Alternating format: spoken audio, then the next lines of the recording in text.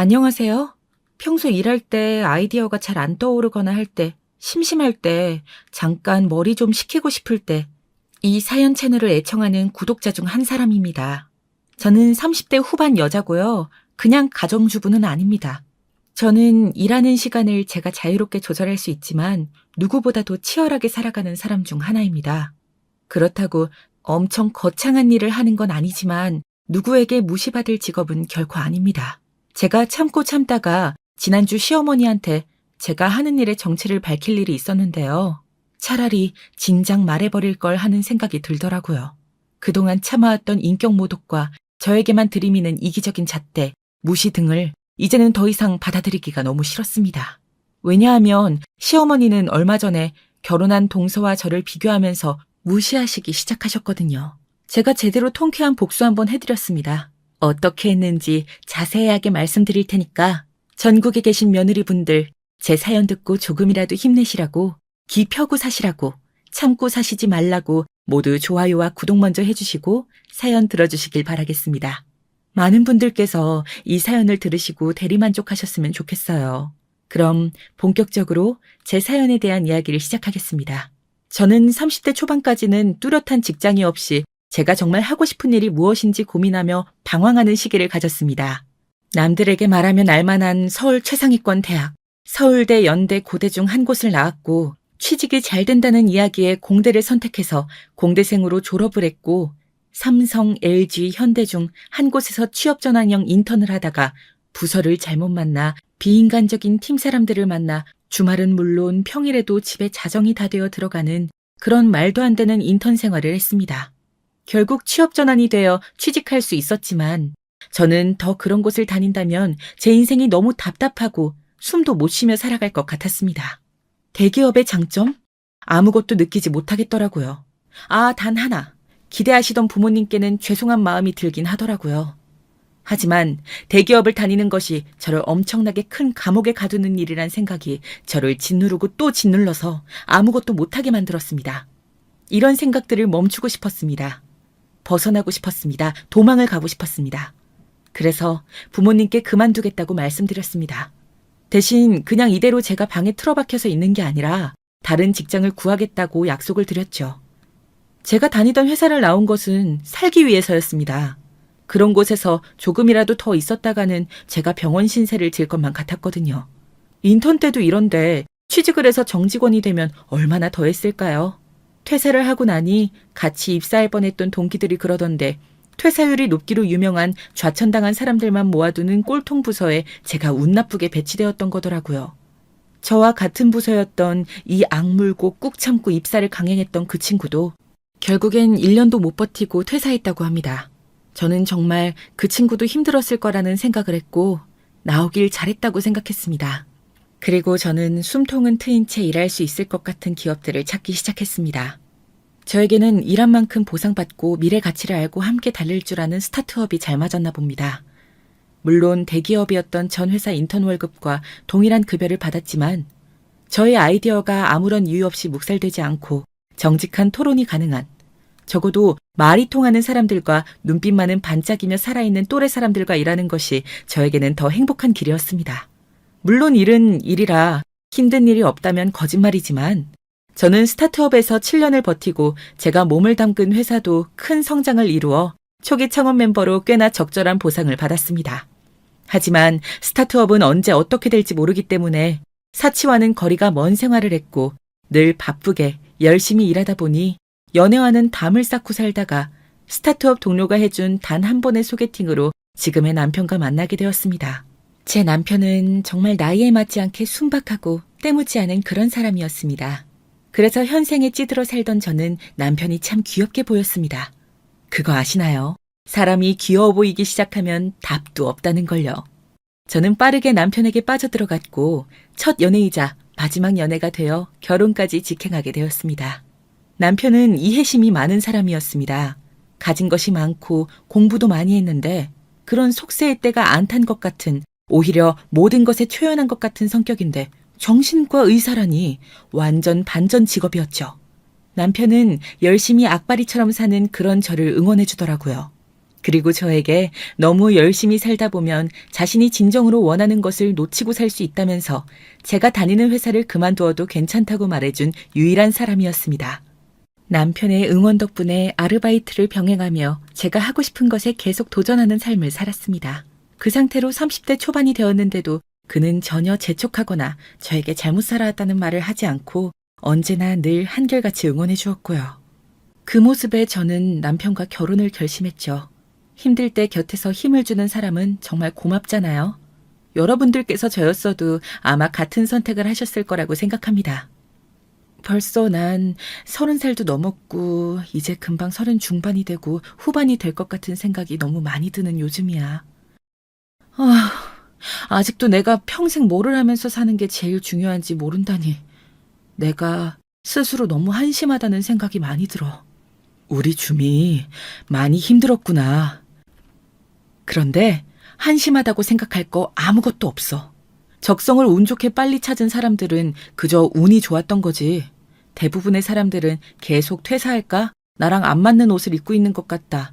내가 잘하지도 않는 길로 언제까지 밥 벌어먹고 살 수 있을까 등등의 생각을 하면서 꾸역꾸역 살아간다고. 하지만 우리 주민은 주체적으로 좋아하는 일, 하고 싶은 일을 찾고 있는 중이잖아. 멋진 일이야. 그러니 기죽지 마. 정말 그럴까? 이 나이 먹고 아직도 변변치 않게 아르바이트나 전전하는 나 같은 사람이랑 왜 만나는 거야 계속? 내가 스타트업 다니던 건 지호 씨 만나고 얼마 안 돼서 있었던 일이잖아. 난 궁금해. 혹시 내가 더 불안해할까 봐 감정을 숨기고 있는 건 아닌지. 그런 바보 같은 소리는 하지 마. 나한텐 줌이 너뿐이야. 알잖아. 네가 아직 못 찾았을 뿐이지 분명 좋아하는 일, 하고 싶은 일을 하면 줌이 너는 그 분야의 탑을 찍게 될 거야. 이렇게 열심히 열정적으로 살 수 있는 사람은 흔하지 않거든?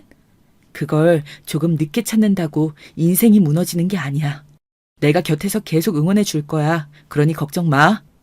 난 너 아닌 다른 사람과의 삶 생각해 본 적도 없는걸? 하여간 정신과 의사 선생님 아니랄까 봐 바로 안심하게 이야기 잘하는 것 좀 보소. 처음에는 이렇게 세상 물정 모르게 생긴 순수하고 때묻지 않은 사람이 어떻게 그런 정신과 일을 하나 신기했는데 지호 씨가 아이처럼 맑고 순수하고 그 순수한 마음으로 정말 진심을 다해 응원하기에 지치지 않고 상대방을 그렇게 대해주니까 계속 정신과 일을 할 수 있는 게 아닐까 싶다. 정말 대단해 지호 씨. 나도 주미를 만나면서 내 삶의 길을 찾은 기분이야. 난 주미랑 인생의 동반자 같은 사이라고 생각해. 결혼, 설마 이렇게 프로포즈를 하는 거야? 안 돼, 안 돼. 다음에 정식으로 해줘. 알겠어. 당연히 그럴 생각이었다고. 정말 완벽한 남편이죠? 제가 팔불출이라고 생각하실 수도 있겠지만 객관적으로도 이런 사람 또 없다는 생각이 들었기에 남편과 결혼을 진행할 수 있었습니다. 다만 문제는 시댁이었죠. 결혼할 당시에도 결혼 후 초반 6개월까지는 정말 아르바이트를 하며 계속 저의 길을 찾는 상태였기 때문에 까다롭고 편견 가득한 시댁은 저를 안 입곱게 볼만했다고 생각합니다.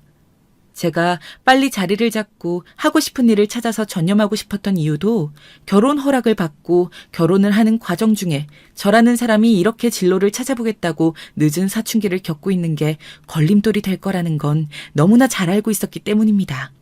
그래도 저희 남편이 저와 결혼하겠다는 굳건한 의지를 꺾지 못하시고 결국 결혼을 승낙하긴 했지만 말이죠. 그리고 결혼 후 일부러 시댁과 1시간 반이나 떨어진 거리에 신혼집을 구했는데 이유는 시어머니가 저한테 찾아오거나 찾아오라는 말을 덜 할 수 있게 하기 위함도 있었습니다. 남편의 세심한 배려였죠. 이런 면들을 아는데 어떻게 이 남자와 결혼하지 않을 수 있겠나요? 여러분이 저라면 남편과의 결혼을 포기하셨을 건가요? 저는 남편과는 아무 문제 없이 오히려 결혼 전보다 행복한 관계를 유지할 수 있었습니다.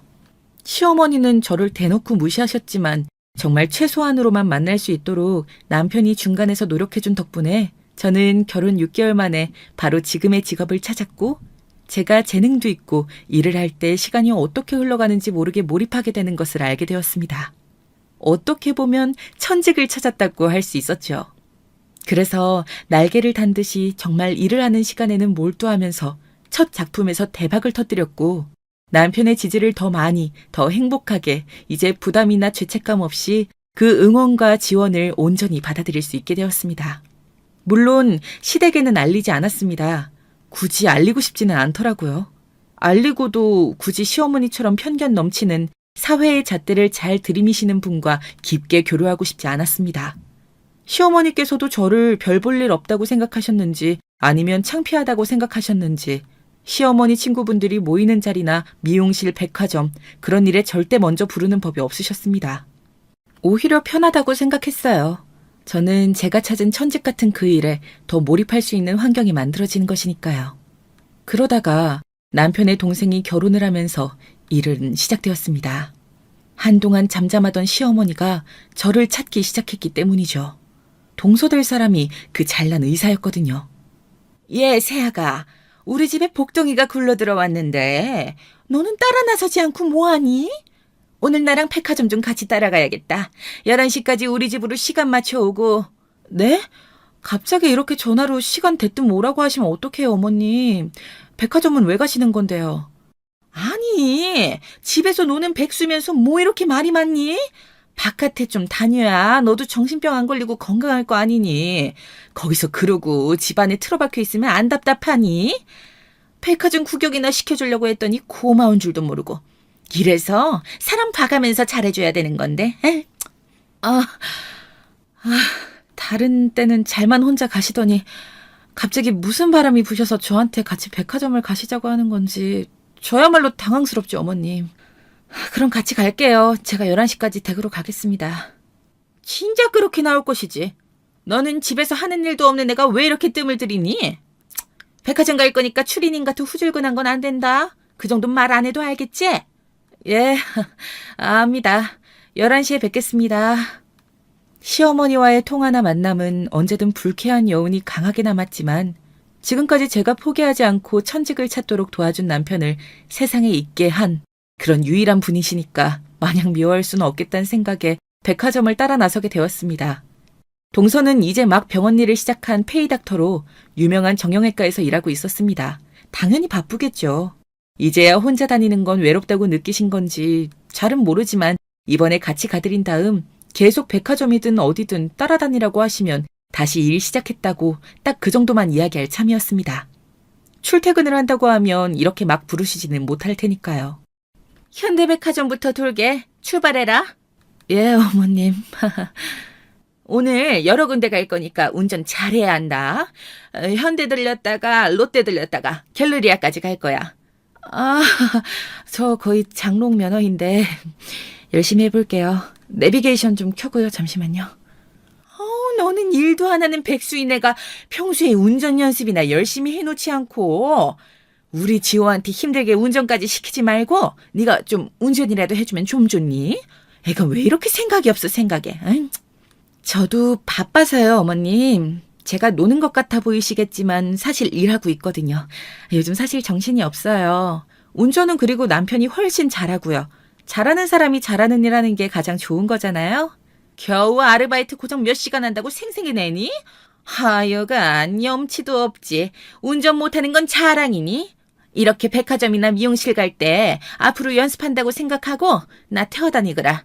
택시 타는 것도 우리 지호 돈으로 탈 텐데 아깝지도 않니? 아유 정말. 저는 버스나 지하철 타요, 어머님. 그리고 제가 버는 돈으로 제 앞가림은 충분하답니다. 저 일이 바빠서 어머님 운전수 노릇은 못해요. 죄송해요. 다른 운전하실 분을 차라리 알아보시는 게 어떨까요? 아니 어떻게 한마디를 안 지려고 하니? 그래. 이래서 사람은 배우고 회사 생활을 해야 돼. 집에만 있으면 더 이러지 니가. 운전이나 똑바로 하렴. 저 출퇴근하는 일을 해요. 오늘은 회사 쉬는 날이라 다행이었지. 저 이제 아르바이트 안 하고 정식으로 일해요. 그러니까 운전은 오늘이 마지막입니다, 어머님. 운이 좋았어요. 하필 연락하셨는데 저희 회사 창립기념일이라 쉬는 날인 거 있죠? 출퇴근을 한다고? 언제부터? 지금 나 운전해주기 싫어서 이러는 거냐? 거짓말하는 거면. 진짜예요, 어머님. 남편한테 물어보세요. 지호 씨도 저랑 같은 말 할 거예요. 시어머니는 저한테 앞으로 운전을 시킬 생각이셨나 본데 절대 그렇게 당할 수는 없죠. 제가 정말 노는 것도 아니고 일하느라 정신 없는데. 남편한테는 차에서 내리자마자 문자로 출퇴근하는 직장 다닌다고 입 맞추자고 보내놓았습니다. 백화점에 들어서자마자 시어머니는 무서운 속도로 쇼핑을 즐기시더군요. 이제 보니 저를 운전수로 쓰는 것보다는 짐꾼으로 쓰고 싶어서 부른 것이었습니다. 점차 쌓이는 짐들에 오랜만에 근력 운동을 하는 것 같이 잔뜩 무거운 짐을 들고 따라다니면서 다시는 안 와야지 이를 바득바득 갈았습니다. 이제는 좀 그만 사셨으면 하는 마음에 이 많은 명품을 어디에 쓰시려나 물었습니다. 어머님, 너무 손이 크신 거 아닌가요? 한 번에 이렇게 많이 사시면 어디에다 쓰시려고요? 고생하는 의사 며느리한테 이 정도 선물은 양반이지. 이제 가방만 사면 되겠구나. 옷이랑 신발은 넉넉하게 샀으니 그래도 활용 점점으로 가방은 있어야겠지? 둘째 새아가가 어떤 가방을 들었더라. 옷이랑 신발은 최대한 비슷한 스타일로 샀는데. 동서 주려고 지금까지 이렇게 많이 사신 거예요? 게다가 명품 가방까지 사주시려고요? 저는 짐꾼이나 시키고요. 정말 너무하신 거 아닌가요? 의사 며느리하고 백날 노는 너하고 같냐? 사람도 자기 분수를 알아야 하는 거야. 의사 며느리한텐 이런 명품이 하나도 안 아깝지만 너는 집에서 노는 사람이 나와서 짐꾼이라도 해야 되는 거 아니니? 공짜 밥 먹고 공짜로 우리 지우집에서 살면서 이 정도도 못해, 어? 어머님, 지금 하신 말씀 후회하게 되실 거예요. 후회? 무슨 후회? 이걸로 주세요. 이 가방이 예쁘네. 우리 둘째 새아가가 딱 좋아하겠어? 포장에 특히 신경 써주시고요. 우리 의사 며느리 줄 거예요. 아시겠어요? 저한테 대놓고 의사 며느리인 동서와 비교질을 하시는 시어머니를 보니 이제는 도저히 참을 수가 없었습니다. 아니, 참을 이유가 없었죠. 저한테 이런 모욕을 주시면서 동서줄 명품 가방을 고르는 시어머니에게는 제대로 저에 대해 밝혀서 통쾌한 복수를 해야겠다는 생각을 했습니다. 출퇴근하는 일을 시작했다고 하지 말고 그냥 그 자리에서 바로 제가 무슨 일을 하는지 얼마를 버는지 설명드릴 걸 그랬나 봅니다. 후회가 되더라고요. 그러면 이런 말도 안 되는 쇼핑에 따라와서 운전에 짐꾼까지 하며 저의 소중한 시간을 허비하지는 않았을 테니까요. 너무나 분하고 억울하고 제 에너지와 시간이 아깝다는 생각이 강하게 들더군요. 그동안 시어머니가 저에게 무시하고 깔보면서 인격모독까지 하셨던 것들이 주마등처럼 스쳐 지나가는 순간이었습니다. 그래서 더 이상 참지 못하고 동서가 선물 받을 명품 가방을 그 자리에서 갈기갈기 찢어버렸습니다.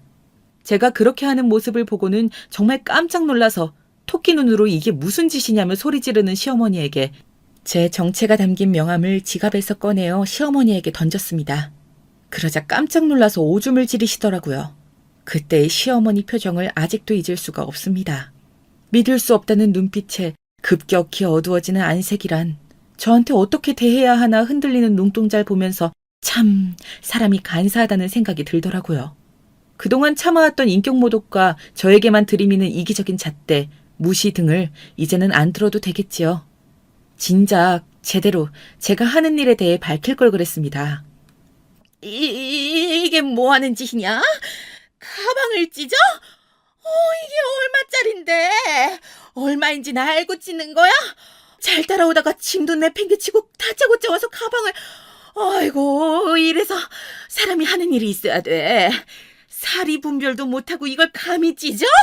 너는 이거 하나 사려면 얼마나 일해야 하는지 알고 그러는 거야, 어? 네 월급으론 택도 없을 텐데 화가 난다고 이걸 찢다니 단단히 미친 거니? 근데 이건 뭐야? 명함? 네이버 카카오 작가. 저 이런 일이에요. 명함 보고 엄청 놀라셨네요. 오줌까지 지르실 정도라니. 맞아요. 어머님께서 매일 무슨 일 있을 때마다 검색할 때 찾는 네이버, 다음, 카카오. 거기에 올라오는 소설들 쓰고 억대 연봉 받습니다. 그동안 참았던 거 저 이제 더 이상 안 참아요. 참을 이유도 없고 그동안 자주 안 뵐 수 있었으니까 그냥 넘어가려고 했던 겁니다.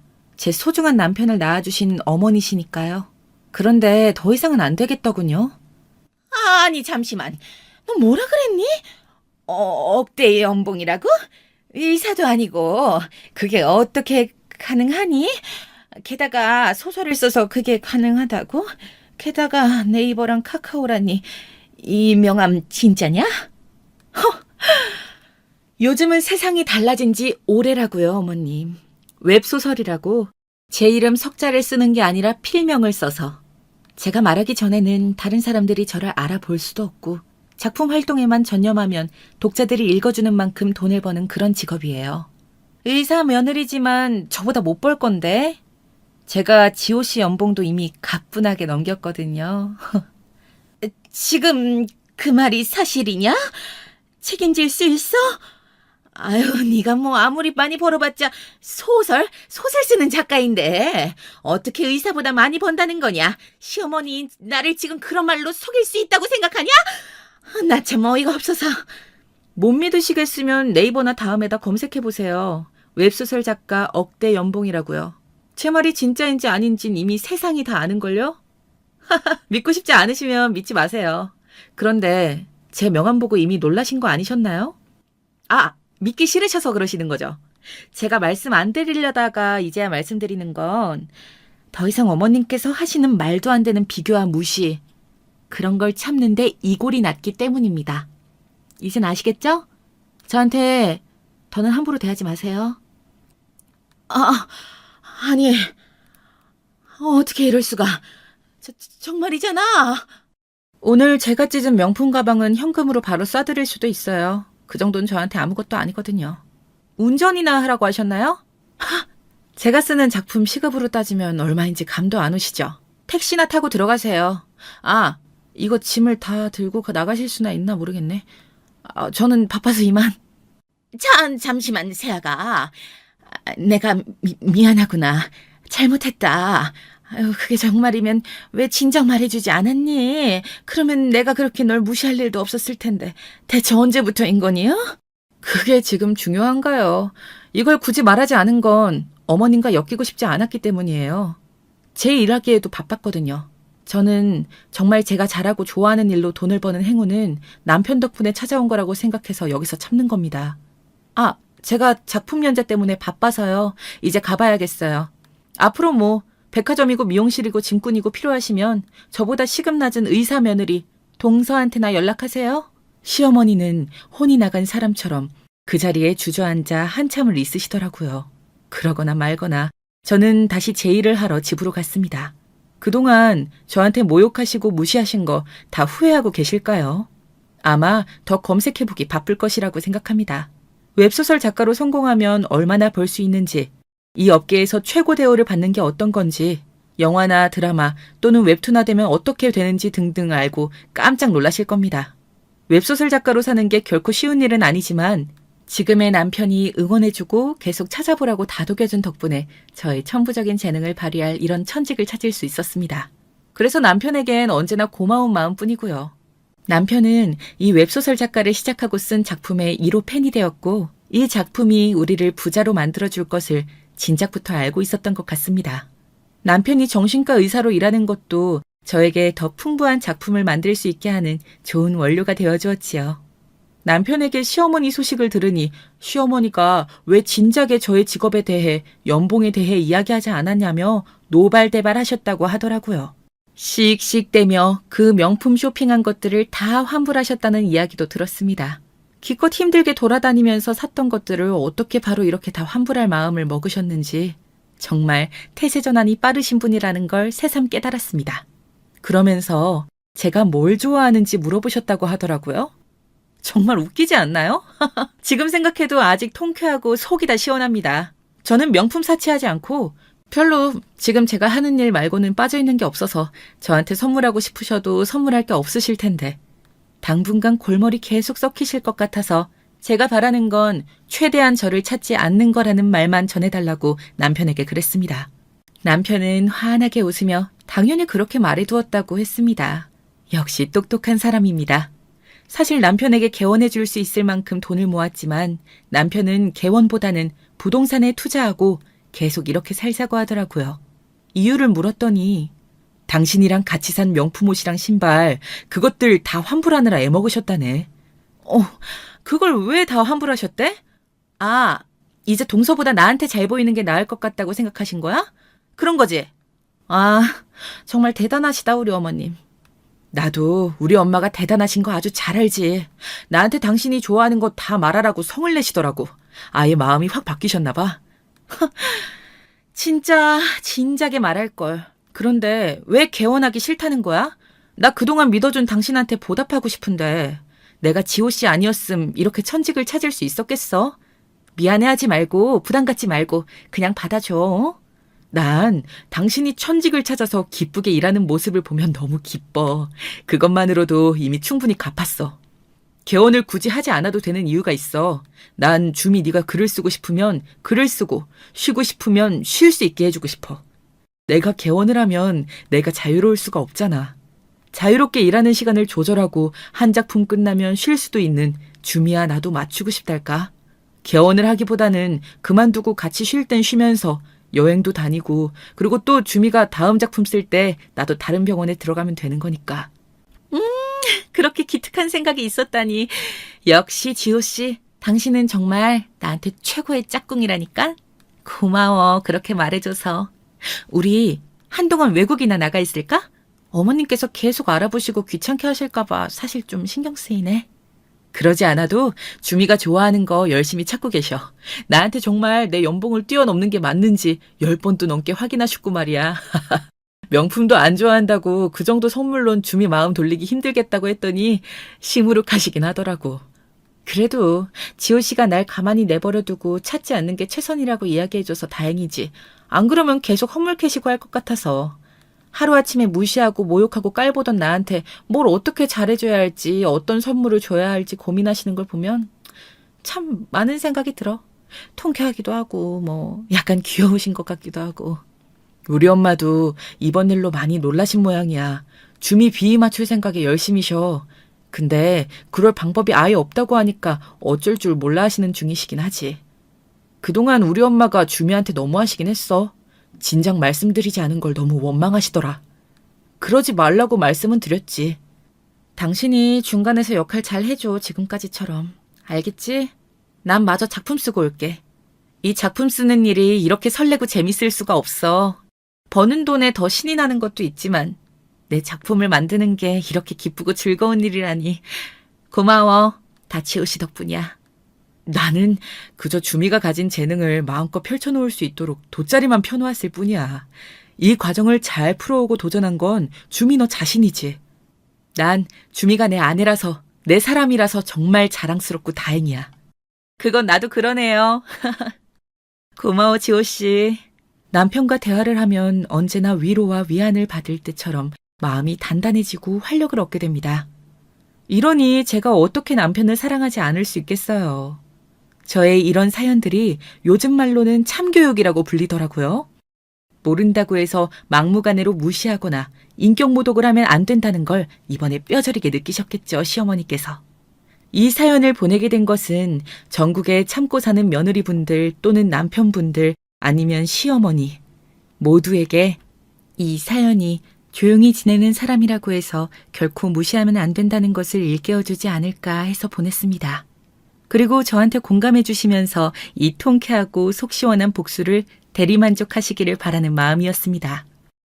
그리고 저도 30대 초반까지는 별다른 뚜렷한 직장 없이 제가 어떤 일을 하는 것이 가장 좋을지, 무엇을 하고 싶은 사람인지, 무슨 일을 잘할 수 있는지 전혀 모르고 진로에 대한 고민이 많은 사람이었다는 것을 잊지 말아주셨으면 좋겠습니다. 저도 끝이 없는 터널을 지나는 느낌이었습니다. 진로 고민은 진작 했어야 되는 거 아니냐며 스스로를 자책하기도 했습니다. 아무것도 하지 않고 놓아버리고 싶은 순간만 수백 번, 수천 번, 수만 번 찾아왔습니다.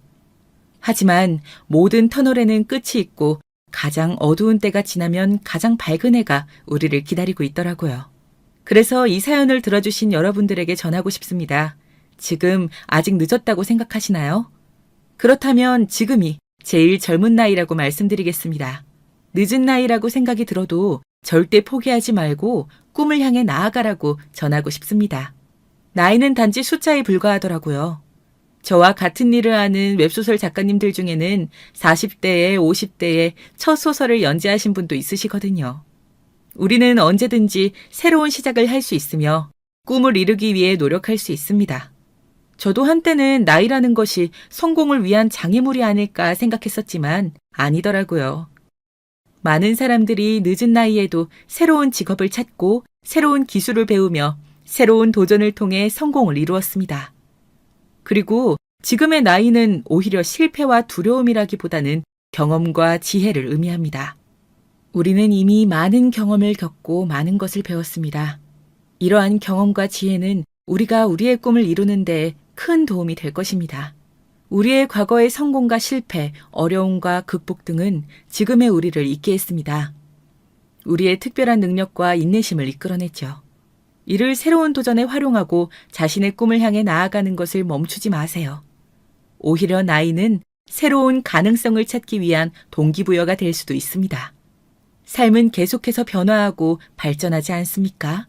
우리는 지금까지의 인생에서 어떤 꿈이든 이룰 수 있는 가능성을 가지고 있습니다. 늦은 나이에 시작한다고 해서 실패할 이유는 없는걸요.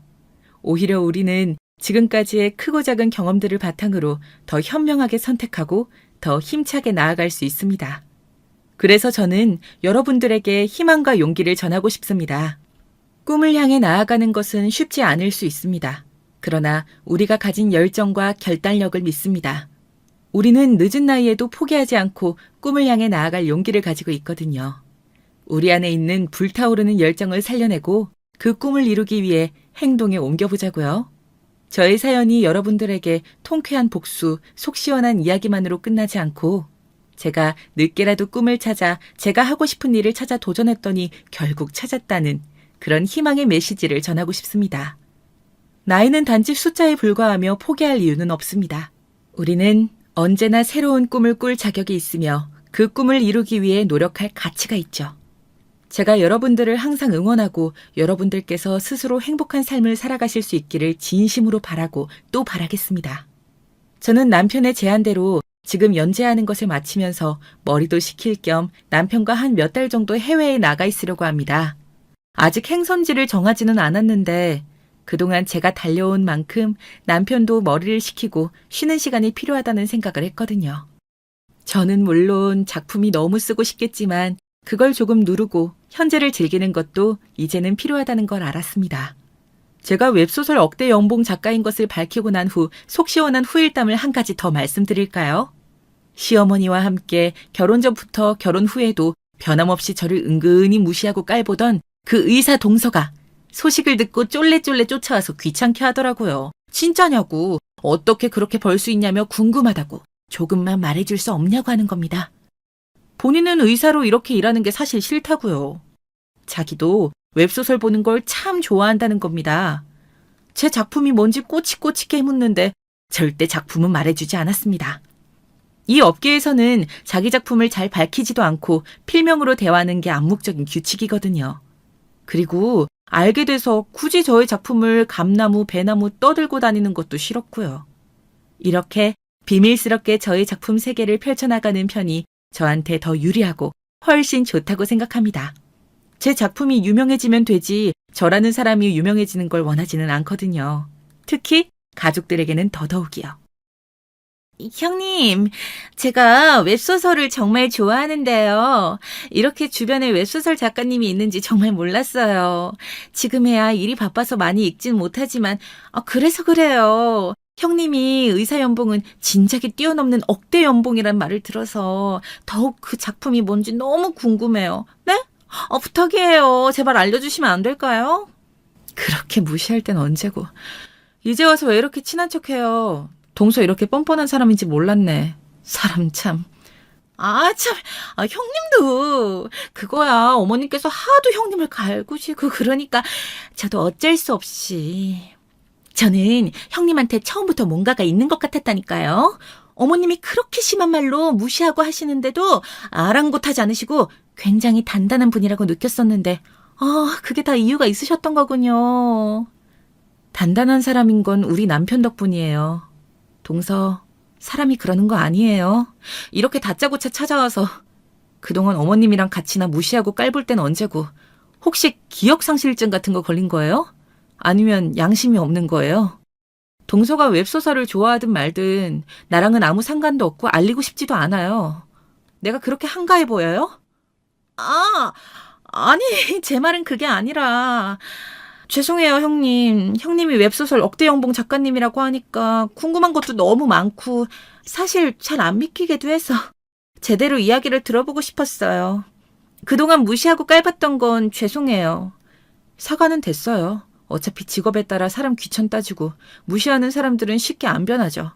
그 천성이 어디 가겠나요? 제가 웹소설 억대 연봉 작가가 아니어도 저는 동서의 형님이었잖아요. 저는 똑같은 사람인데 동서는 왜 다른 사람 대하듯 저를 대할까요? 돈을 잘 버는 직업을 가졌다고 다른 사람을 함부로 대해도 되는 건 아니에요.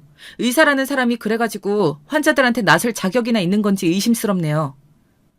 그건 제가 눈이 멀었었나 봐요. 의사라는 자부심에. 어머님께서 옆에서 자꾸 치켜 세워주시니까 저도 모르게 그만. 이제 어머님 핑계밖에 될 게 없나 보네요. 그런 생각을 하고 그런 행동을 한 건 모두 동서의 선택이었어요. 동서가 그런 사람이란 증거죠. 변명의 여지가 없어요. 이제 그만 나가주세요. 저는 작품을 써야 해서요. 그러네요. 죄송해요. 작품 쓰셔야 하는데 방해 안 되게 얼른 나가드릴게요. 의사 동서는 제가 버는 돈에 대해 자격지심이 있는 게 바로 티가 나더라고요. 정말 얼마를 버는지 궁금해서라기보다는 확인하고 시험해보고 싶어하는 게 더 눈에 보였고요. 제 작품이 무엇인지, 그것으로 얼마나 성공을 한 건지 기분 좋게 이야기해줄 수도 물론 있지만 굳이 그럴 필요가 있을까요? 이미 열등감에 빠진 사람인데요. 웹소설을 좋아한다는 것도 거짓말처럼 느껴졌거든요. 그런 사람에게 제가 굳이 정보를 줄 필요는 없으니까요. 무엇을 주든 본인이 원하는 대로 믿으려고 안간힘을 쓰겠죠. 그동안 저를 깔보고 무시하고 은근히 쪽을 주던 동서가 한마디도 찍소리 못하는 것을 보고 정말 웃기더군요. 웃음을 참느라 혼났습니다. 돈이 최고라고 생각하고 직업에 귀천이 있다고 강하게 믿는 시어머니와 동서 같은 부류는 오히려 제가 하는 일을 밝히자 다루기가 수월해지다니 참 아이러니합니다. 그렇지 않나요? 여러분께서는 저라면 이 두 사람과 가까이 지내실 건가요? 옆에서 계속 속을 팍팍 긁어볼까도 생각해 봤는데 저는 여러모로 이 두 사람과 함께 있으면 시간도 아깝고 에너지도 아깝고 차라리 멀리하는 게 저한테 더 좋은 선택이라고 생각했습니다. 이번 주에 드디어 연재하던 작품 하나가 마무리되었고 당분간 몇 개월 쉬겠다는 이야기를 한 상태입니다. 이제 여행 준비를 하면서 부쩍 생각이 많아져 가는데요. 이렇게 사연을 보내면서 저도 다시 한번 통쾌해지고 속 시원해질 수 있어서 기쁘더라고요. 부디 저의 사연을 많은 분들이 들어주시고 대리만족도 하시고 지금 무시하는 상대에게 복수할 날을 기약하며 꿈을 잃지 않고 끝까지 도전하시는 분들이 많아지시길 바랄 뿐입니다. 저와 남편은 몇 개월 쉬고 와서 또다시 일상에 복귀를 하겠죠. 그래서 남편이 다니던 병원을 퇴사하면서 부쩍 대화할 시간이 많아진 지금을 최대한 활용하고 즐기려고 합니다. 남편이 상담하는 사람들 이야기를 듣다 보면 정말 힘들게 자신을 괴롭히며 사는 사람이 많은 것 같습니다. 강박에서 벗어나려고 발버둥 치시는 분들도 계시고 하루하루 우울증과 싸우고 있는 분들도 있죠. 직장에서 사람들과의 관계 때문에 트라우마가 생겨서 공황장애를 앓고 있는 분도 있고요. 정말 다양한 사람들이 사람과의 관계 속에서 상처받고 그 상처를 치료하러 다시 사회에 녹아들기 전까지 병원에서 고군분투하는 사람들이 정말 많더라고요. 그래서 남편의 이야기로 차기작을 준비해 보려고 하고 있습니다. 저한테 털어놓으면서 남편도 위안을 얻고 또 아이 같은 웃음을 보여주거든요. 그리고 저는 이 웹소설 작가를 하는 일이 너무 좋고 재미있지만 또 다른 꿈이 생겼습니다. 바로 저처럼 좋아하는 일을 찾고 싶어하는 자신의 재능을 발견하고 싶은데 아직 발견하지 못한 사람들, 늦었다고 도전하고 싶은 일을 도전하기에 망설이는 사람들, 진로에 고민이 있는 학생들, 그런 사람들을 상담해주고 싶어졌어요. 당장은 어렵겠지만 댓글로 혹시 그런 고민이 있으시다면 남겨주세요. 저도 여러분들의 이야기를 듣고 또 조언도 해드려보고 싶습니다. 남편은 병원에서 환자들과 대면하며 상담하지만 저는 꼭 만나지 않고도 우리가 충분히 소통하고 상담하면서 또는 응원해주면서 힘이 되어줄 수 있다고 생각하거든요. 지금 작품 활동을 하지 않고 잠시 쉬고 있을 때 이렇게 또 제가 하고 싶은 일을, 이 꿈을 도전해봐야 한다고 생각했습니다. 그래서 사연을 들어주신 분들에게 도움이 되고 싶어요. 저에 대한 응원도 좋고 자신의 고민에 대한 푸념이나 하소연도 괜찮습니다. 하고 싶은 일이 뭔지 모르겠는 가정주부분들이나 직장을 다니는데 이 길이 맞는지 모르겠는 분, 앞으로 뭐에 취미를 두고 살아가야 되나 하시는 분들, 내가 좋아하는 것이 뭐였는지 잘 모르는, 아니 잊어버리고 산 것 같다는 생각이 드는 분들 모두 좋습니다. 저의 이런 손 내밀기가 여러분에게 닿기를 바랍니다. 여러분들께서 댓글을 남겨주시는 건 저의 꿈을 이뤄주시는 것이나 다름없는 일입니다. 그래서 사연이 선정돼서 꼭 이 채널에서 소개되길 간절히 바라면서 사연을 썼습니다. 댓글 남겨주세요. 기다리고 있겠습니다. 저의 사연이 여러분들에게 용기가 되었거나 공감이 되었거나 통쾌하고 시원하셨다면 좋아요 한 번씩도 부탁드려요. 더 많은 사람들에게 이 사연이 알려지고 직업의 귀천을 따지는 사람을 그런 걸로 무시하고 깔보는 사람들이 그러지 않도록 경각심을 가지게 하면 좋겠습니다. 여러분 모두 도와주실 거죠? 천군만마를 얻은 듯이 든든하네요. 시어머니는 이제 저한테 가끔씩 필요한 게 있으면 언제든 연락하라고, 이제 남편이랑 결혼해줘서 고맙다는 말까지 하시더라고요. 남편이 저와 같이 여행 가는 것과 퇴사하는 것을 말했나 봅니다. 제가 개원까지 해줄 수 있다고 얘기했던 걸 아시고는 아마 저한테 더 잘해주시려고 하는 것이겠죠. 참, 사람이 이렇게 변할 수 있다는 게 신기하지 않으신가요? 나중에 시어머니를 소재로 소설을 써도 참 재미있을 것 같다는 생각이 드네요. 여러분께서 저라면 시어머니를 소재로 소설을 쓸 때 어떻게 하실 것 같으신가요? 작품은 정말 이렇게 생각하면 소재가 무궁무진하고 쓸 내용도 많은 것 같습니다. 정말 제가 행복하게 글을 쓴다는 것을 더 절실하게 느끼고 있는 것 같습니다. 여러분께서도 이런 일을 찾으시면 좋겠어요. 취미로도 좋습니다. 취미가 내 삶에 크고 작은 활력을 만드는데 큰 도움을 주니까요. 웹소설 작가로 어떻게 시작했는지 궁금하시면 그걸 남겨주셔도 좋습니다. 제가 엄청 자세하게는 어려워도 대략적인 방향은 말씀드릴 수 있을 것 같아요. 그리고 웹소설 작가뿐만 아니라 세상에 정말 무수히 많은 직업과 취미가 있다는 것을 아셨으면 좋겠습니다. 아는 것과 모르는 것은 정말 다르니까요. 알 때에는 도전해볼까? 조금 더 알아볼까? 하는 생각이 들 수 있고, 더 그 취미나 직업에 대해 알아보면서 향유할 시간을 만들 수 있지만, 아예 모르신다면, 아예 찾아보지 않으신다면, 삶에서 새로운 일을 마주할 가능성은 점점 더 줄어갈 테니까요. 배움의 즐거움과 탐색의 즐거움을 놓지 마세요, 여러분. 한 가지 더. 여러분께 궁금한 것이 있습니다. 여러분이 저라면 어떤 곳으로 여행을 가고 싶으신지도 궁금합니다. 다녀왔는데 좋았던 여행지나 꼭 해외가 아니라 국내 여행지도 좋습니다. 좋은 장소들 말씀해 주시면 제가 여행 다녀오고 또 작품의 소재로 배경으로 쓸 수 있을 테니까요. 이렇게 사연 보내는 게 좋은지 몰랐네요. 여러분과 벌써부터 댓글로 소통할 생각에 신이 납니다. 평소에는 작품을 쓰는 데만 집중해서 남편 외에 다른 사람들과 별로 소통할 일이 없었는데 이렇게 사연을 보내고 많은 분들이 저의 이야기를 들어주시고 또 댓글을 달아주실 거라고 생각하니까 감개무량합니다.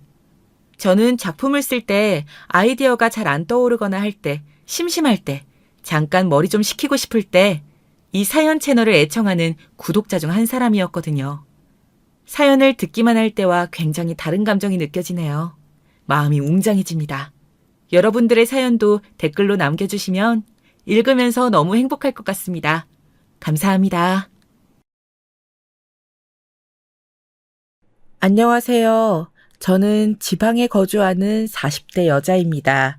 오늘은 저한테 일어났던 깜짝 놀랄 만한 사연을 제보하려고 해요.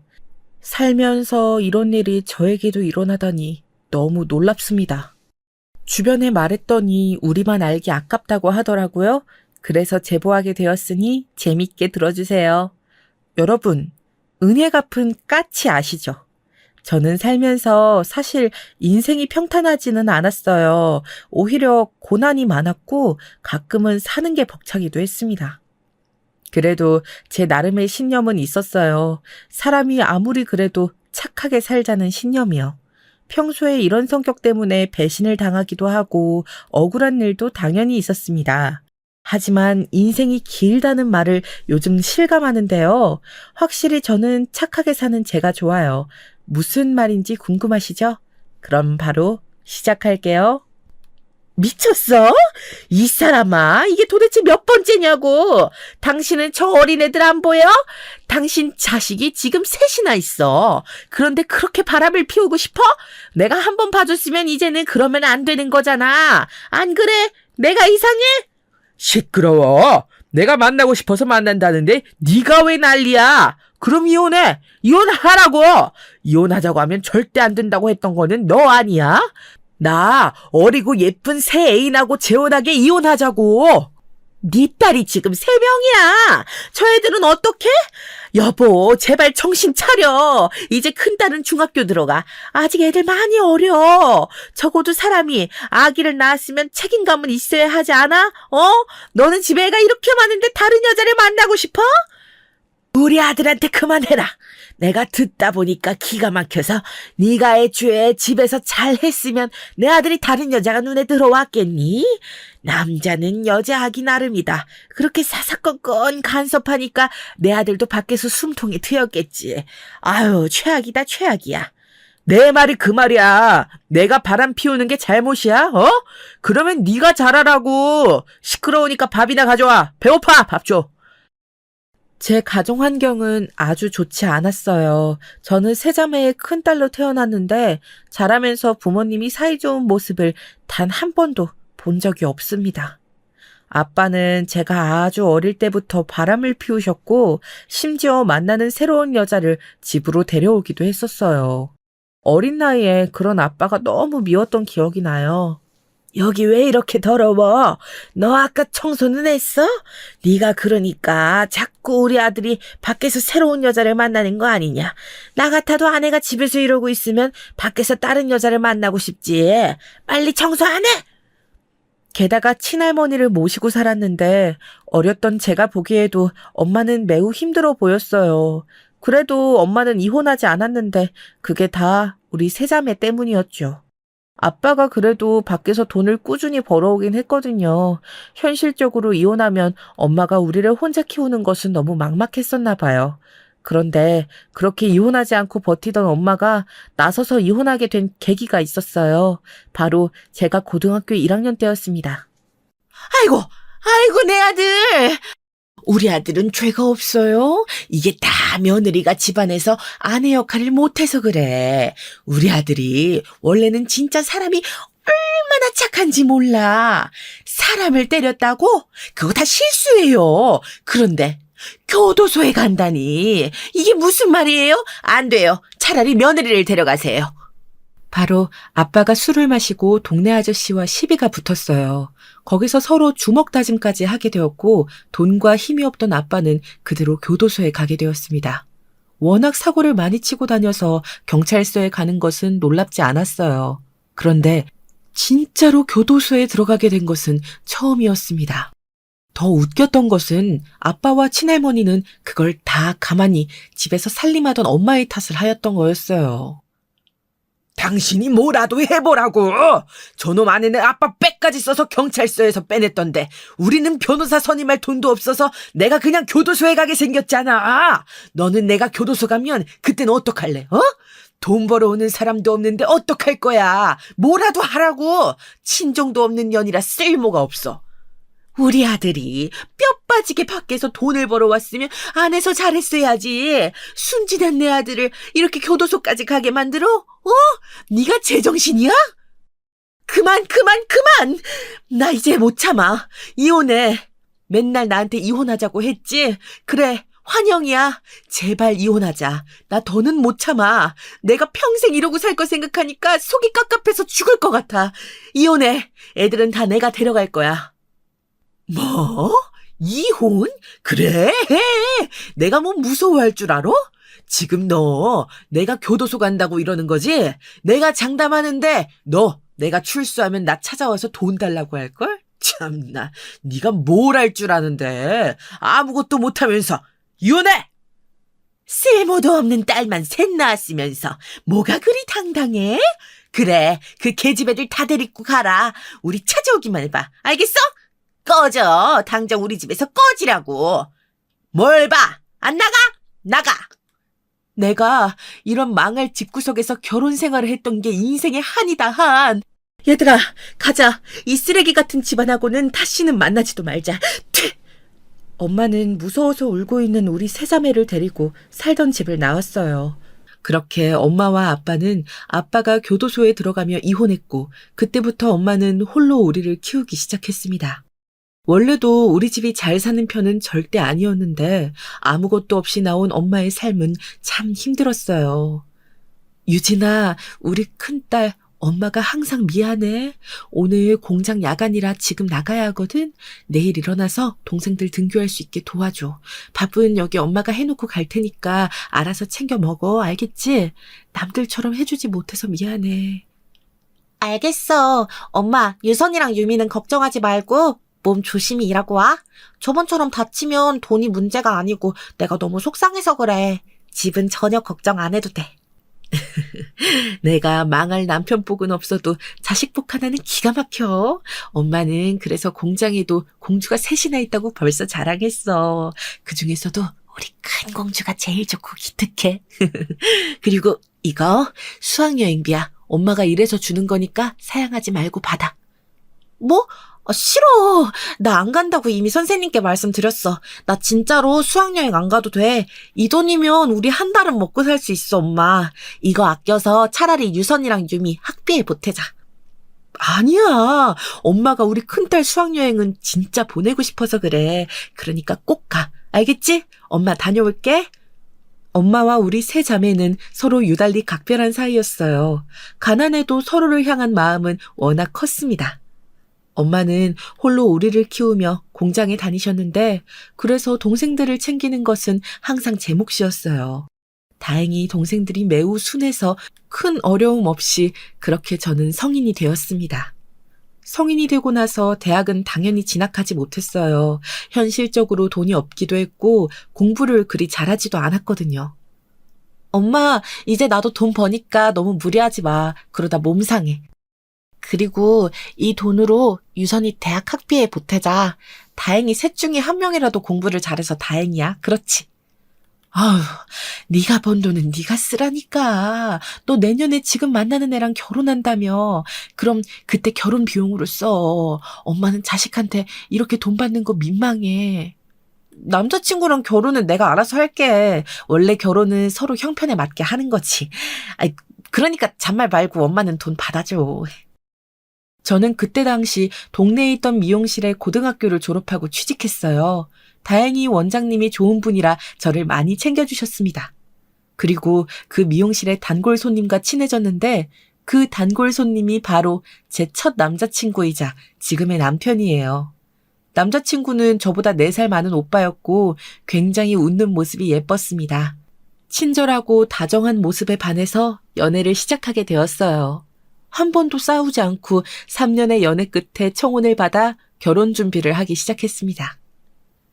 오빠도 그런 아픈 사정이 있는 줄은 몰랐어. 내가 아버지가 바람도 피우고 사고를 너무 많이 쳐서 교도소에 갔다고 했잖아. 나는 이런 사정을 알면 오빠가 나를 떠날 거라 생각했어. 그런데 오빠도 비슷한 환경에서 자랐다니까 반가워. 우리 아버지도 진짜 문제 많았어. 그래서 나는 오히려 결혼해서 정상적인 가정을 가지고 싶더라. 그리고 유진이 네가 세자매고 나는 삼남매고 우리는 둘 다 첫째잖아. 이것조차 나는 운명이라고 생각해. 우리 결혼해서 진짜 행복하게 살자. 알고 봤더니 남친과 저는 공통점이 매우 많았어요. 둘 다 동생이 2명이었고 홀어머니 밑에서 자랐습니다. 그래서 더 급속도로 사이가 가까워질 수 있었어요. 저는 사실 아직도 제가 시댁에 처음 인사 갔던 날이 기억나요. 우리 아들하고 결혼해줘서 고마워요. 아우, 이렇게 예쁜 아가씨가 내 며느리가 된다니 너무 황송해서 웃음이 자꾸 나와요. 내가 다른 건 몰라도 남의 집 귀한 딸을 고생시키지는 않을 거예요. 우리 잘 살아봐요. 시어머니의 첫인상은 매우 곱고 차분하다는 거였어요. 저런 분이 아들을 셋이나 키운 게 신기했습니다. 너무 참하고 다정한 시어머니는 말을 참 예쁘게 하는 재주가 있으셨어요. 남편에게 듣기로는 원래 천성이 다정한 분이라고 했죠. 남편의 성격은 바로 시어머니를 닮았더라고요. 사실 양가가 둘 다 형편이 좋지 않아 걱정이 매우 많았어요. 남편과 제가 둘 다 일하고 있어도 현실적으로 각자 집에 반드시 용돈을 줘야 하는 상황이었거든요. 동생이 둘이나 있으니 어쩔 수 없었어요. 일단 우리 집에서 신혼을 시작하고 나중에 아기를 낳으면 그때 독립하는 게 좋겠다. 다만 우리 새아가가 나랑 시동생들하고 사는 게 많이 힘들 텐데 그게 미안하네. 내가 거슬리지 않도록 노력 많이 할게. 집을 사주지 못해서 미안하다. 에이, 어머님, 괜찮아요. 각자 형편에 따라 사는 건데 집을 못 해주시면 어때요? 저는 아무 상관없어요. 돈을 모을 수 있을 때 모아야죠. 그러니 걱정하지 마세요. 형편이 어려워서 시댁에 합가해서 신혼생활을 시작하는 것으로 미리 정하고 결혼식 날짜를 잡게 되었어요. 상견례도 무사히 마쳤고 서로 예단이니 예물이니 쓸데없는 절차는 생략하자고 합의했죠. 내가 시집살이를 워낙 심하게 당해서 얼마나 걱정했는지 몰라. 그런데 우리 큰딸 시어머니가 너무 좋으신 분 같아. 인상 자체가 선하고 고우셔. 저런 집에 시집 간다고 하니까 드디어 마음이 놓여, 유진아. 결혼 잘하는 것 같다. 엄마가 워낙 시댁공포증이 심해서 걱정을 많이 했는데 다행이야. 내가 우리 시어머니 좋다고 했지? 나도 엄마가 할머니한테 어떻게 당했는지 아니까 시집살이가 걱정이었어. 그런데 너무 좋은 분이라 결혼에 관해 확신이 생긴 거야. 엄마가 마음이 놓인다니까 내가 다행이다. 친정엄마도 나서서 좋은 분이라고 하실 정도로 괜찮았어요. 이렇게 무난하게 결혼식까지 얼마 남지 않은 그때였습니다. 정말 갑자기 우리 가족에게 슬픈 일이 생겼어요. 그건 바로 엄마가 공장에서 무리하게 일하다 쓰러지게 되었답니다.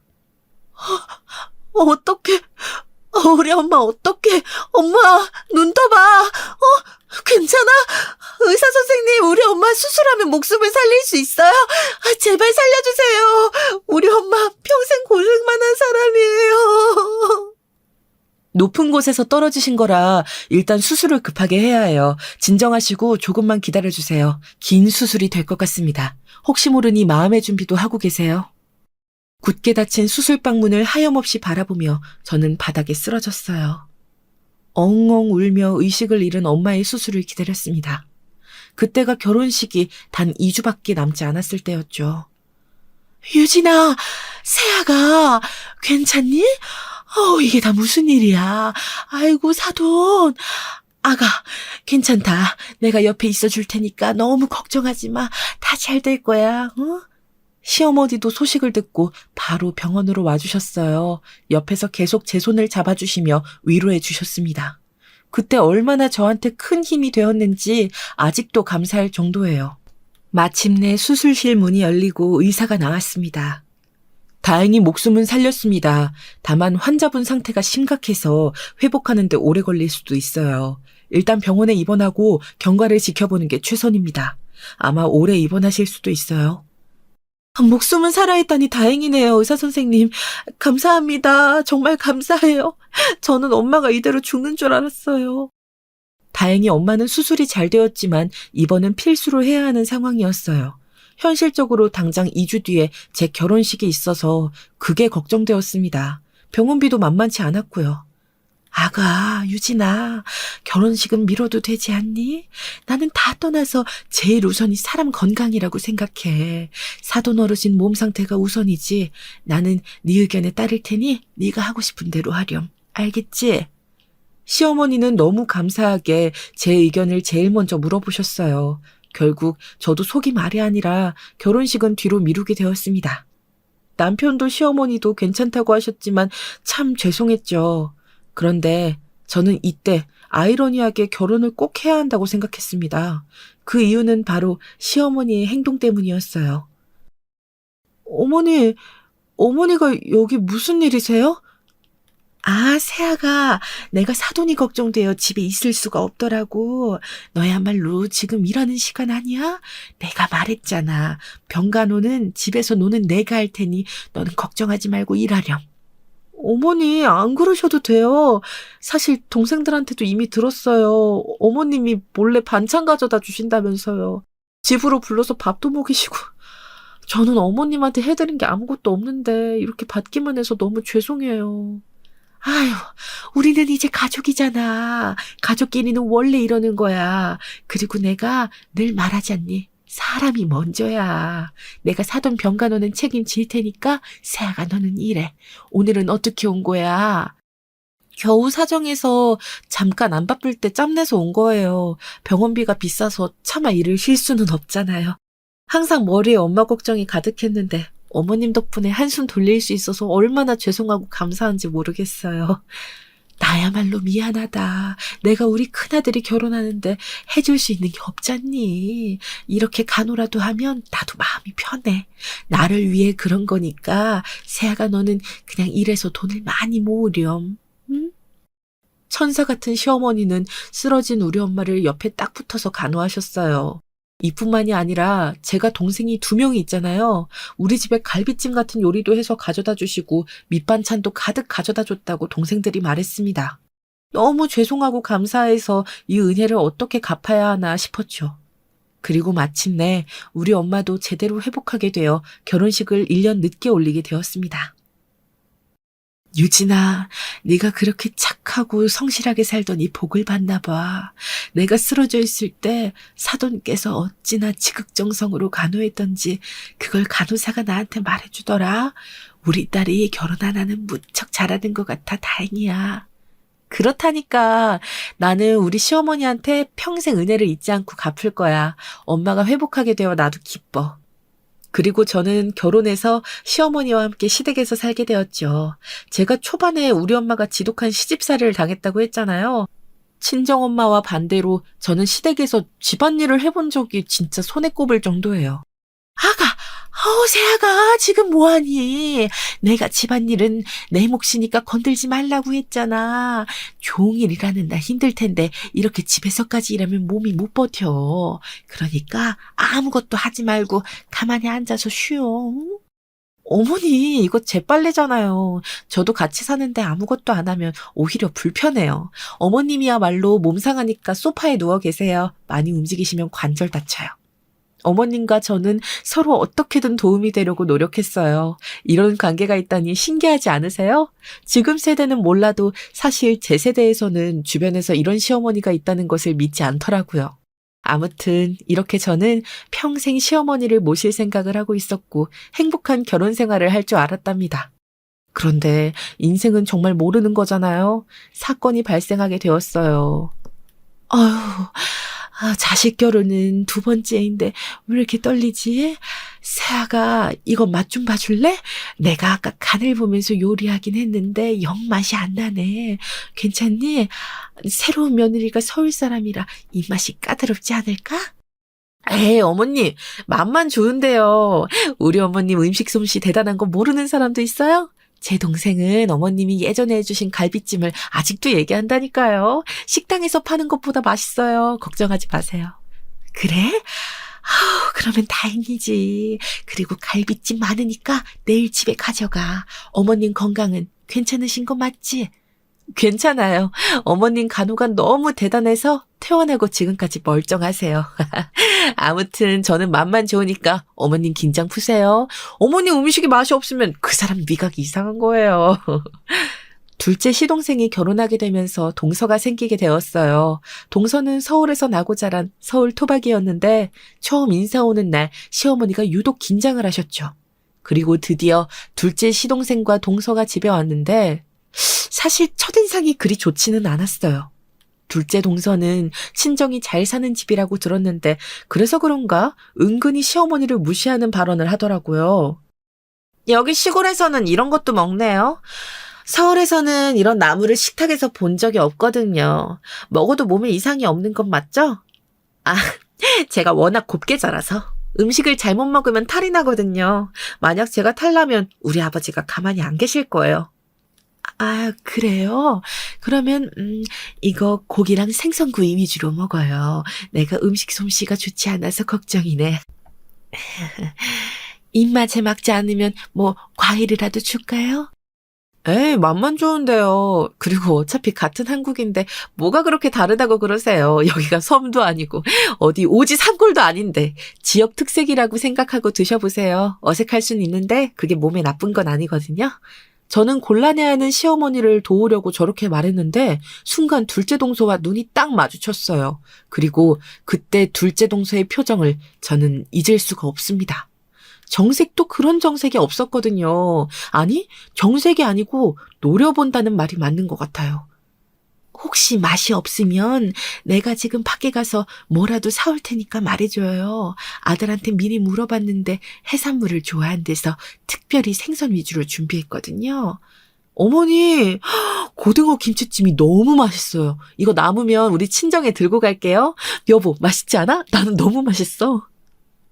제가 일부러 저렇게 말한 것은 다 이유가 있었어요. 둘째 동서는 전형적인 서울 깍쟁이였거든요. 시어머니가 자기를 위해 준비했다고 하는데 깨작거리는 모습이 너무 좋지 않았습니다. 표정부터 먹기 싫은 티를 내길래 시어머니가 민망해 하셨어요. 거의 밥이 줄지 않는 것을 보고 시어머니는 속상해 하셨죠. 그렇게 동서가 돌아가고 저는 둘째 시동생에게도 화가 났어요. 아까 어머님 표정 봤어? 나는 도련님한테도 실망이야. 자기 아내 될 사람이 옆에서 그러고 있으면 중재를 하던가. 예쁘니까 좋다고 옆에서 눈치를 오히려 살살 보더라. 너무 실망했어. 안 그래도 나도 뭐라고 했어.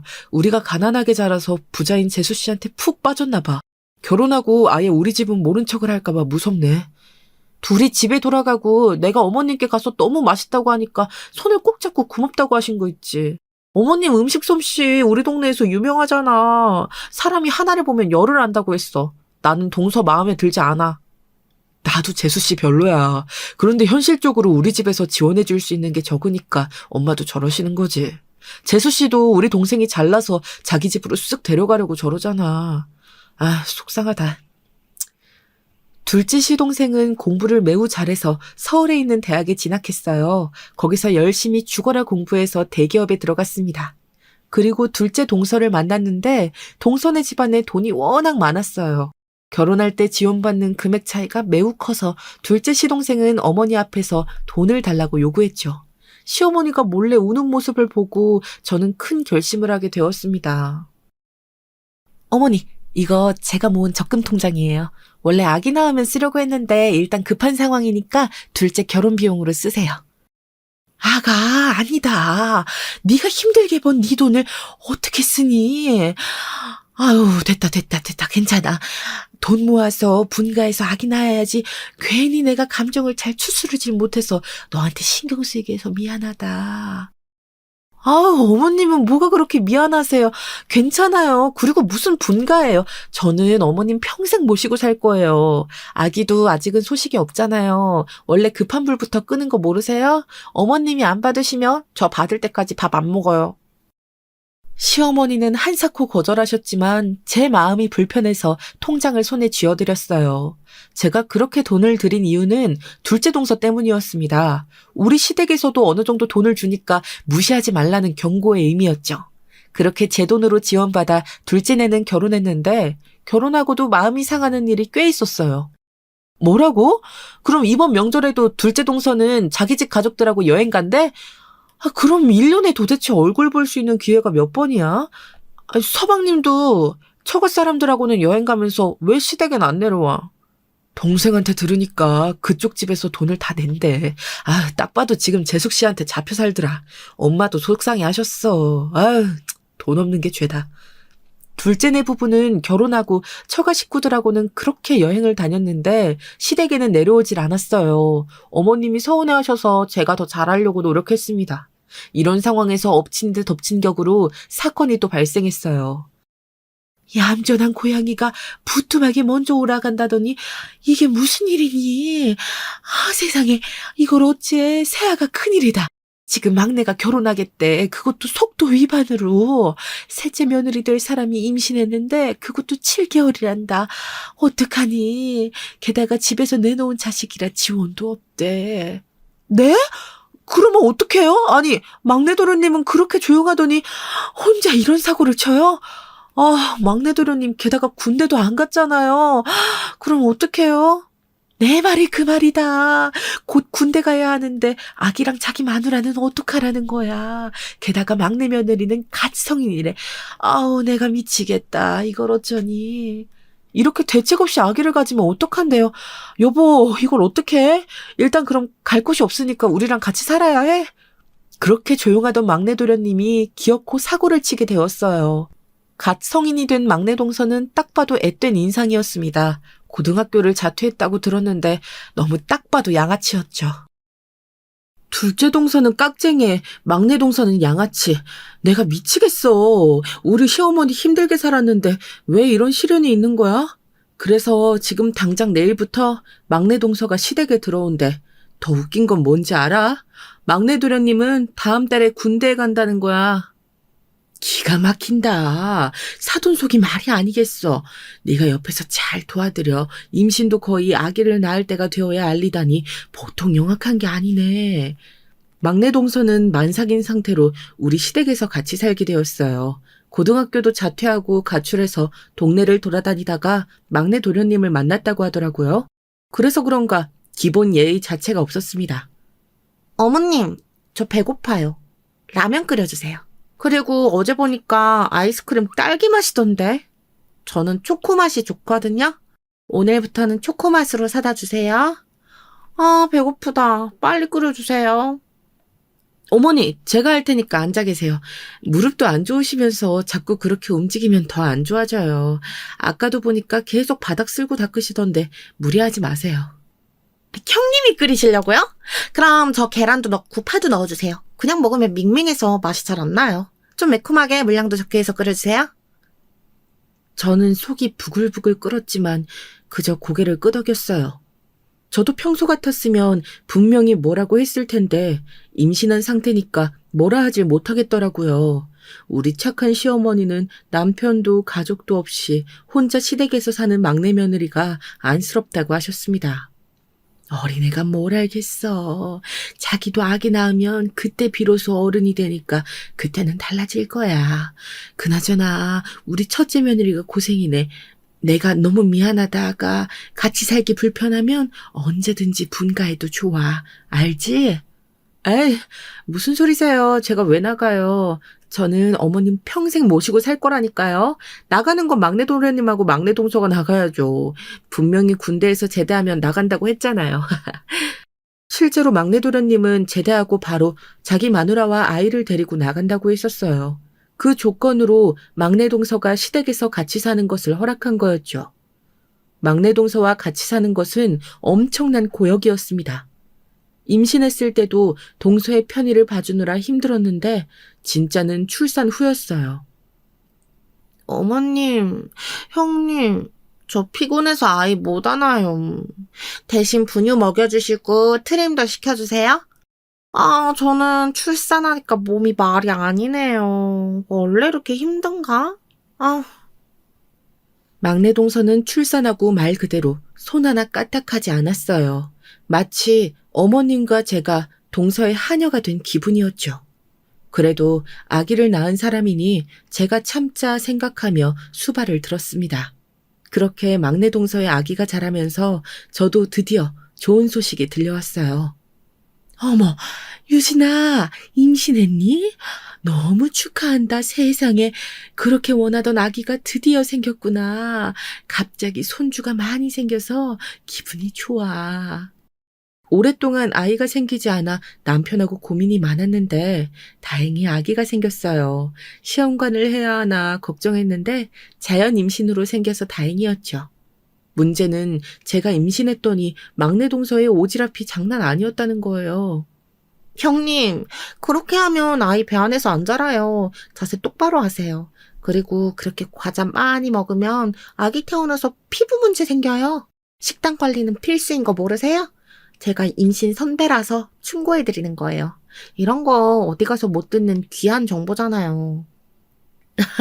동서, 나도 알아. 그리고 과자도 나 많이 안 먹어. 동서가 임신했을 때 오히려 나보다 더 많이 먹었던 것 같은데. 내가 알아서 할게. 신경 써준 건 고마워. 저는 형님이 생각해서 그런 건데 왜 그렇게 꼬아서 들으세요? 마음을 굳게 먹어야 아이도 잘 나오는 거예요. 저 보세요. 우리 딸이 이렇게 건강한 건 제가 마음이 건강해서 그런 거랍니다. 막내 동서는 임신한 저한테 하나부터 10까지 오지랖을 부렸어요. 이런 상황 속에서 저는 태교를 하게 되었죠. 그런데 좀 조용히 있고 싶어도 집에는 막내 동서와 시조카가 있으니 쉴 수가 없었어요. 형님, 원래 임신했을 때 안 움직이면 더 안 좋은 거 아시죠? 저 친구 만나고 올 테니까 우리 아이 좀 봐주세요. 아이를 많이 봐야 나중에 더 키우기 좋잖아요? 동서 아기는 동서가 돌봐야지. 친구들 만날 때 데리고 나가. 이제 밖에 나가도 되는 개월수잖아. 나랑 어머님은 동서의 개인 베이비시터가 아니야. 뭐라고요? 형님은 같은 며느리면서 어떻게 그러세요? 안 그래도 저 되게 소외감 느껴요. 맨날 어머님은 형님하고 대화하고 저는 왕따 시키잖아요. 이러니까 제가 자꾸 밖에 나가는 거예요. 뭐?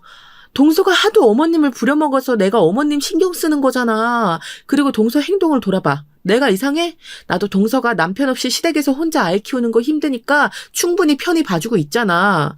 동서, 너무 철이 없어. 아기도 낳았는데 이제 철 들어야지. 어떻게 저한테 그런 말씀을 하실 수가 있으세요? 저는 뭐 임신하고 싶어서 임신했어요? 지금 저 친정 없다고 무시하시는 거예요? 됐어요. 저 집 나갈래요. 동서는 심지어 아기를 낳고 저랑 살짝 말다툼했던 날 가출까지 했어요. 그냥 잠깐 기분이 안 좋아서 나간 줄 알았는데 진짜 밤에 들어오질 않더라고요. 시어머니와 남편 그리고 저는 셋이 나가서 동네를 계속 돌았어요. 아가, 네 잘못이 아니야. 임신했는데 왜 나왔어? 위험하니까 집에서 편하게 있어. 내가 아들하고 같이 막내 며느리를 찾아볼게. 아직 어려서 그런가 상황 판단이 잘 되지 않나 봐. 어머님, 그럼 아기 이리 주세요. 제가 아기 데리고 들어가 있을게요. 생각해보면 시조카도 참 불쌍해요. 엄마가 자기를 이렇게 다른 사람한테 던지도 맡기고 가출한 걸 알까요? 유진이니가 며느리로 들어왔을 때는 너무 행복했는데 지금은 왜 이러는지 모르겠다. 나는 이게 다 내 잘못 같고 그래. 아무튼 나랑 큰아들이 찾을 테니 넌 들어가 있어. 어머님이 하도 들어가라고 해서 저는 시조카를 안아 집으로 들어왔어요. 그런데 정말 웃겼던 게 뭔지 아세요? 집에 들어갔더니 막내 동서가 술에 취해서 거실 소파에 누워있더라고요. 동서, 일어나. 집에 왔으면 왔다고 얘기해야지. 이게 뭐야? 지금 가출하고 술 먹고 들어온 거야? 아기도 있으면서 왜 이렇게 철이 없어? 아기한테 부끄럽지도 않아, 어? 뭐? 야! 나 너 때문에 술 마신 거 아니야? 어? 진짜. 형님이면 다냐? 원래 내 성격이면 너 이미 죽었어, 알아? 진짜 거슬리는 게 한두 개가 아니야, 확시. 막내 동서를 깨우자 저에게 욕설하며 손을 들어 때리는 신용까지 하더라고요. 저는 기가 막혀서 말이 나오질 않았습니다. 제 연락을 받고 남편과 시어머니가 집에 들어오자 동서는 더 주정을 부리기 시작했어요. 차마 눈 뜨고 못 보는 광경이었습니다. 재수씨, 정신 차려요. 아니, 남편도 없는 시댁에서 이러고 싶나. 진짜 왜 이러는 거야. 막내 제대하면 당장 내쫓자. 나 같이 더는 못 살아. 아가, 괜찮니? 술을 너무 많이 마셨네.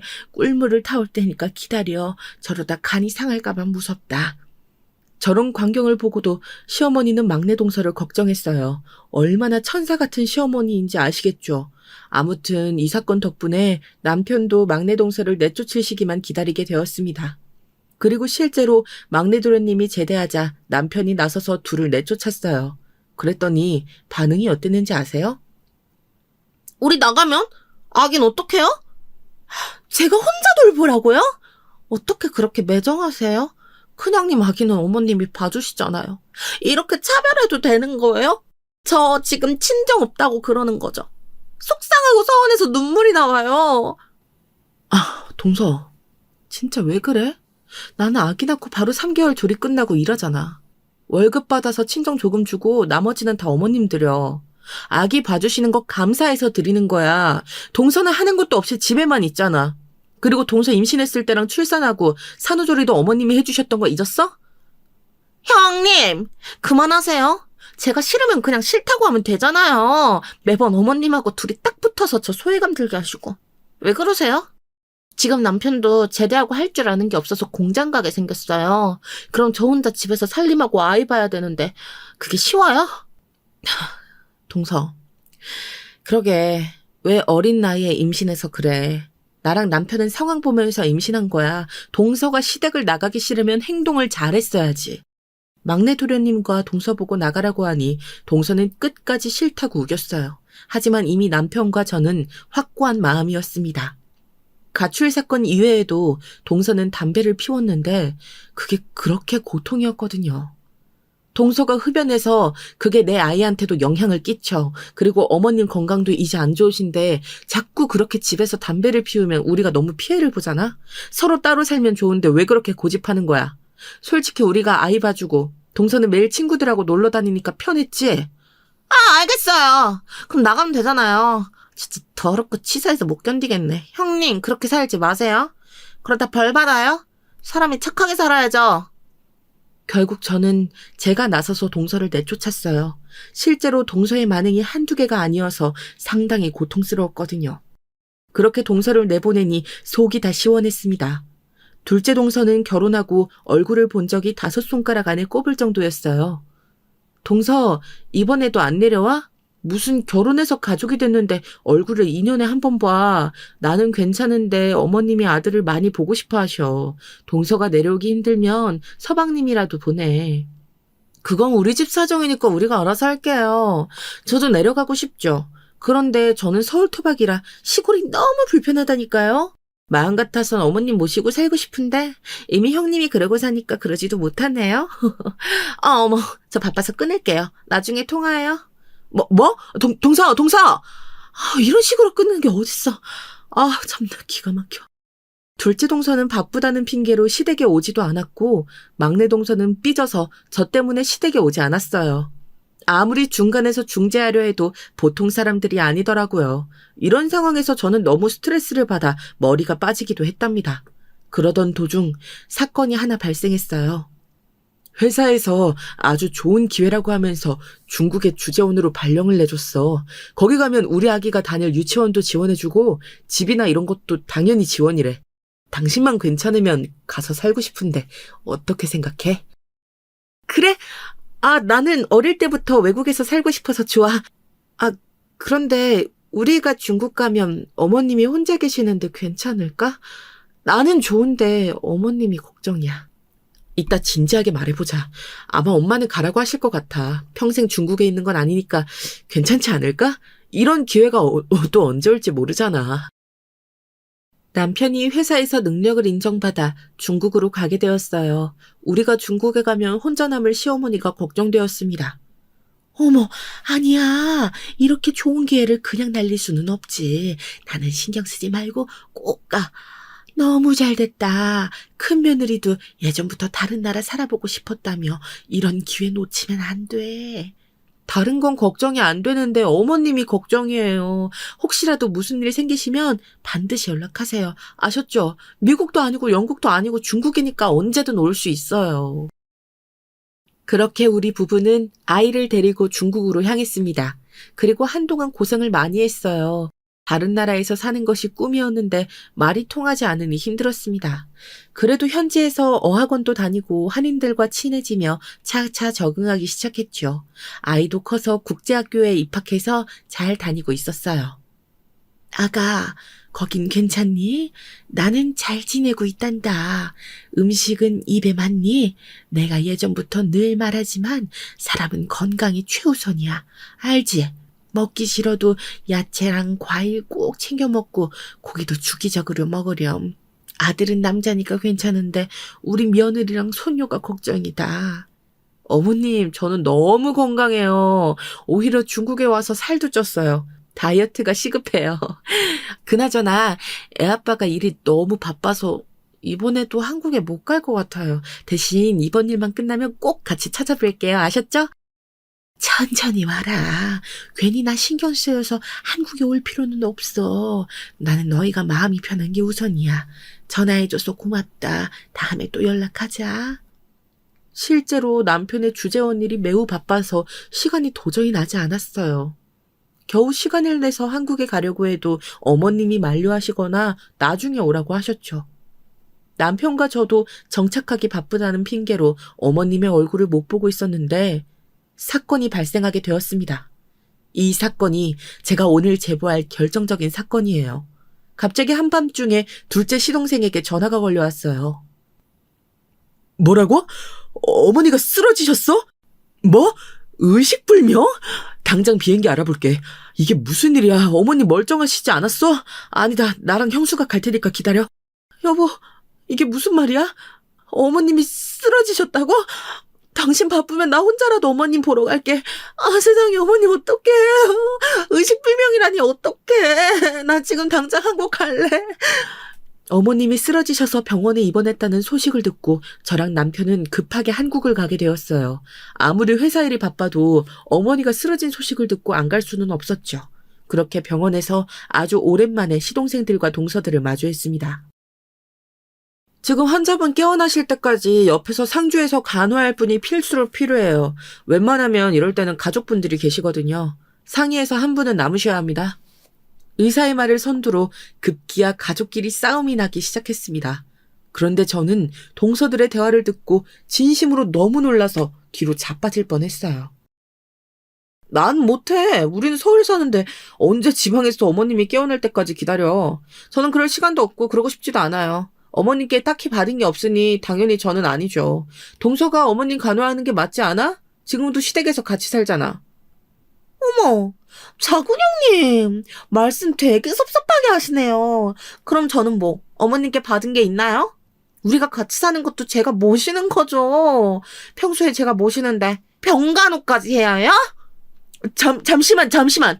이게 무슨 소리야? 막내 동서가 우리 어머님을 모시고 산다고? 분명 분가에서 나갔잖아. 내가 중국에 간 사이에 무슨 일이 있었던 거야? 어머, 형님은 모르셨구나. 동서가 본인이 혼자 아이 키우기 힘들다고 시댁에 무작정 들어갔어요. 이거 모르고 계셨어요? 지금도 시댁 가보시면 아실 텐데 어머님이 혼자 집안일 다 하세요. 아마 그것 때문에 쓰러지신 거 아닐까요? 형님, 제가 어머님 말동무할 때 형님은 뭐 해준 게 있어요? 저는 그래도 가끔 어머님 모시고 병원이라도 갔지. 형님은 서울에서 얼굴도 안 보러 오면서 뭐가 그렇게 당당해요? 사람이 왜 이렇게 못됐어요? 뭐? 지금 말 다 했어? 어? 동서가 어머님 모시고 병원을 다니면 뭐해? 그렇게 집에서 혼자 집안일 다 하시고 동서 입맛에 맞춰서 요리까지 하시잖아. 당연히 노인네가 힘드니까 쓰러지지. 형님 입맛에 맞춰서 요리해도 형님은 맛없다고 안 먹잖아요. 참, 형님보단 제가 낫죠. 아무튼 몰라요. 나는 병간호 절대 못하니까 그렇게 아세요? 너무 기가 막힌 대화에 저는 할 말을 잃었어요. 둘째 서방님은 모른 척 창밖을 보고 있었고 막내 서방님은 동서 옆에서 동조하기 시작했습니다. 저는 남편을 병실 밖으로 데리고 나갔어요. 여보, 당신 주재원으로 일하는 거 대단하고 멋있어. 그런데 나 어머님이 이렇게 쓰러지신 거 보고 절대 중국으로 다시 못 가. 내가 어머님 괜찮아질 때까지 간호할게. 그러니까 당신은 우리 딸 데리고 중국에 가. 여보, 진심이야? 내가 너무 고맙고 미안해. 어차피 주재원 일 몇 개월이면 끝나는 거 알지? 내가 빨리 일 끝내고 한국 가서 당신하고 어머님 챙길게. 저는 동서들이 서로 어머님을 맞기 싫다고 소리 지르며 싸우는 것을 보기 싫었어요. 남편하고 얘기하는데도 병실 밖으로 소리가 들려 사람들이 쳐다볼 정도였습니다. 마음을 먹고 병실로 들어가 가족들이 다 보는 앞에서 말했어요. 둘 다 그만해. 어머님은 내가 간호할 거야. 진짜 사람이 그러는 거 아니야. 우리 어머님 같은 분이 어디 있다고 동서들은 그러는 거야? 내가 간호할 테니까 둘 다 나가. 됐어. 너희는 사람도 아니야. 제가 이렇게 말하자 동서들은 잘됐다는 표정으로 입을 다물었어요. 그 모습을 보고 저는 기가 찼습니다. 그런데 더 놀라운 일이 일어났어요. 바로 제가 그렇게 말하자 어머님이 눈을 뜨고 말씀하셨습니다. 내가 아까부터 들었는데 아무리 생각해도 큰며느리에게 미안하다. 사실 아까 깼는데 지금까지 참고 있었어. 내가 쓰러진 이유는 너무 놀랄만한 소식이 있어서 그랬던 거야. 돌아가신 너희 시아버지가 몰래 예전에 사놓은 땅이 있었는데 그게 지금 발견되었어. 그 땅의 값이 무려 30억이야. 나는 이 돈을 다 큰 며느리에게 주겠다. 지금 사는 집도 처분할 거야. 어머니, 아니, 그게 사실이에요? 세상에 30억이요? 어머, 이럴 수가 있어요? 어머, 잠시만요, 어머님. 제가 모실게요. 저 서울에서 시간 많은 거 아시죠? 우리 친정이 또 사업이 망해서 돈이 필요했는데, 그러니까 제가 간호할 테니까 돈 저한테 다 주시면 안 될까요? 어머님, 제가 어머님 모시고 사는 거 아시죠? 저한테 이러시면 안 되는 거죠, 어머님. 내가 그동안 우리 첫째 며느리한테 항상 미안했는데 이렇게 갚게 되어 너무 기쁘구나. 나머지 며느리들은 볼 일 없다. 우리 평생 얼굴 보지 말고 살자. 시어머니는 결혼하고 처음으로 정색하며 말씀을 꺼내셨어요. 그렇게 착하고 참한 분이 정색하고 당당하게 할 말만 하니 얼마나 멋졌는지 모릅니다. 동서들은 태도가 돌변해서 갑자기 본인들이 간호하겠다고 난리였어요. 하지만 시어머니는 꿈쩍도 하지 않았죠. 엄마 잠시만요. 아버지가 땅을 사셨어요? 저 그건 몰랐는데. 아니, 왜 그걸 지금 한 거예요, 엄마? 진짜 지금 아내 친정이 지금 사업이 망해서 많이 어려워요. 조금만 도와주세요. 야, 이놈아. 넌 양심도 없냐? 그렇게 결혼하고 엄마 얼굴도 안 보러 왔으면서 갑자기 이래? 막내 너도 마찬가지야. 엄마한테 그동안 다들 얼마나 매몰차게 굴었으면서 양심도 없어? 시동생들도 난리가 났지만 그건 남편이 가볍게 제압했어요. 이 뒤로는 제가 실제로 어머님을 극진히 간호했고 동서들은 병실로 못 돌아오게 막았습니다. 그리고 남편이 중국에서 주재원을 마치고 돌아오자 어머님은 그 돈으로 경기도 외곽에 멋진 별장을 지으셨어요. 거기서 우리 부부와 딸 그리고 어머님과 행복하게 살고 있답니다.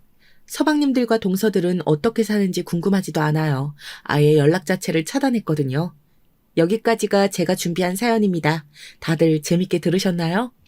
저는 어머님을 모시고 평생 행복하게 살려고요. 들어주셔서 감사합니다.